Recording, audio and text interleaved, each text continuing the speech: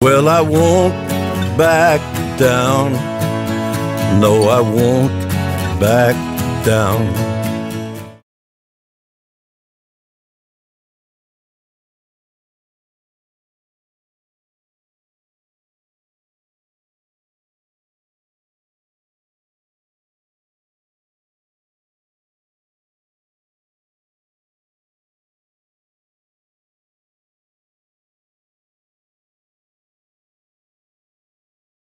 Yeah, Gear Up and EB-5 has led to you know, corruption, criminal charges, and death. EB-5 is a program. People need to understand exactly the corruption in these type of programs. Senator Rounds brags about how EB-5 was a great program. The truth is that it's corrupt from the very beginning. The idea that we're going to sell $500,000 citizenships to people from outside of the country, many of which might not even be our friends. We're selling them to the communist Chinese. We're selling them to Saudi Arabia and Korea. But really what the scandal is that they were going to invest in businesses in South Dakota. So they invested in a packing plant in Aberdeen. Right. Okay? So now we have a private-public partnership in a business that is supposed to compete against other businesses. So we have a government that is already a part of the system of business. Well, that's corruption. You shouldn't, if I'm a private business owner and I have to compete against a business that is owned by government, how does that work? That's the first step of corruption. The second thing is that when things start to fail, you have people in government that are going to do whatever it takes to keep that business afloat. Well, the real corruption in the EB-5 program is that while there were $500,000 citizenships, $50,000 finder's fees. So we were hiring people to find all these people in Korea or China. Mm-hmm. Okay? In Canada, those finders, the people that were hired to find all those folks, ended up they were part of the Chinese mafia. And so a citizenship is a valuable, having a United States passport is a big deal. And being a triad really makes it valuable. Yeah, so if you're involved in corruption of any kind, running guns or drugs, you're part of MS-13 or some sort of a gang, having a United States citizenship allows you to travel anywhere in the world really unfettered. So that has value. And so what they were doing in Canada was taking that $50,000 finder's fee and selling a $500,000 citizenship. They were marking that up to $1 million or $2 million or $5 million. And that's where the corruption comes in. And then the person that is running that, Richard Benda, which was the director of the Government Office of Economic Development, you know, when you get mixed up in things that are way over your head, that was overseen by people at Northern State University. And we're dealing with pretty unsophisticated people getting mixed up into some sort of a industry that is ending up in corruption. And then you have a bankruptcy on top of that when that business goes bankrupt. Well, you're dealing with people that really care about that money. And so potentially, you know, we don't know because we haven't really investigated and let the people know what really happened. But you know, yes. We have a director that shot himself in the stomach to commit suicide. I mean, that's probably one of the most unconventional ways to commit suicide, yes. In the middle of a nowhere. Well, that's corruption. There's something there, and the people know it. They don't want us to know. Yeah, and so when you start peeling that onion away, each layer gets a little bit, you know, the eyes water just a little bit more. Now, Gear Up. A couple of deaths there. What's with that program? So EB-5 is gaining. So the system is to come up with a series of payments. So you have a slush fund of money, and then the government and former government officials control that money. The same thing is going on in Gear Up. In Gear Up, it's a series of 4 or 5 different grants that comes from the federal government. They were designed to help children on the Native American community access college.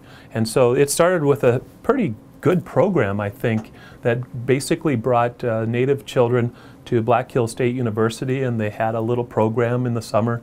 And by all accounts, people enjoyed it. They thought it was a good program. Secretary Melmer, Secretary of Education Melmer, was able to blow that $50,000 a year program up into a $3 million a year program by getting federal grants. And so there was Department of Education grant money, and you hire a grant writer, and you get that money coming in, and you have a stream of $3.5 million coming back to the state. Okay? It's a lot more than 50,000. It blows it up. And so then they had to come up. They didn't want to run that government within, or that program within government, because that would have expanded the number of employees. So they had an agency called Mid-Central Education Cooperative. The whole idea of the cooperative was just to kind of have a cooperative to help special education, so that you could have groups of community schools pile their money and have a resource that they could have special citizens actually running. Yeah, and so you're dealing with a very unsophisticated group of people again that aren't used to running $2, $3, $4 million through an account. They hired a person named Scott Westerhouse and his family to run it in conjunction with Stacy Phelps, who ran that small little Gear Up program. And one step removed from from government oversight. Well, then they proceeded to set up other entities, I think 5 or 6 other entities, that were completely removed from government oversight. Now, where the scandal comes in is that there's really 2 or 3 people in all of government that knows everything. You've got Secretary of Education Rick Melmer, Brenda Kuhn, who wrote this grant, and possibly Melody Shop, who was the assistant, who then became Secretary of Education. Where the corruption comes in is when you leave government and you set up consulting companies to oversee that money. So Rick Melmer, that's what he did. He went outside of government, created a organization and a consulting company, and was paid $180,000 a year to oversee that grant. That's what lining the pocket. So you have a slush fund. Just like in EB-5, you had a slush fund of money. Now you go outside of government, you get your hands in government, in that government trough, or that slush fund, and you line your pockets. And many different people from within government that were still state employees were getting $50,000, $75,000, $100,000 a year. So one of the things about government is that everybody within government wants to keep their eyes down. They don't want to look abroad or beside them. You're so familiar with all these people that you don't want to think that they're doing something wrong or untoward. It's just human nature. Yeah. And that's you don't want to rat out on your friends, or if you have that's really what establishment is all about, is that you are working step by step methodically for your career to position yourself to be ready to be, whether it's Attorney General, to be governor, or to become a chief of staff to the governor, or maybe your husband worked for Governor Rounds and then worked for Senator Rounds. It's that career path that you're protecting, and you don't want to take any risks. You don't want to rock the boat. Didn't we That's call the that problem. The good old boys club? Boy. And the good old girls club? Now it's the good old boys and good old girls club. Well, to follow up on this story, so what happened is that we have all of this money that's coming in, and we're supposed to match that. Okay, there were no matching dollars. They came up with some way to have Microsoft donate software licenses to the program as matching dollars. They were never used, so they could have, that was the $3 million a year of matching funds were software licenses that were never used. I mean, that's a scandal. No cash, but no value really. No value. Here's a stick. If I went to a bank and I said, "Yeah, I've got all these software licenses as collateral," they would laugh at me. They would actually, if I used that, they would throw me in jail. But in our system, oh, nothing is wrong. Rewarded. Yeah, you're rewarded. So really, what had happened in Gear Up is that a fabulous Christian woman became the director of education for South Dakota, Indian education. Her name was Luann Wardall. And she started seeing all kinds of problems 3 years before people ended up dead. And she said, well, there's no way to oversight or to have oversight on how this money is being spent. And something seems a little bit off.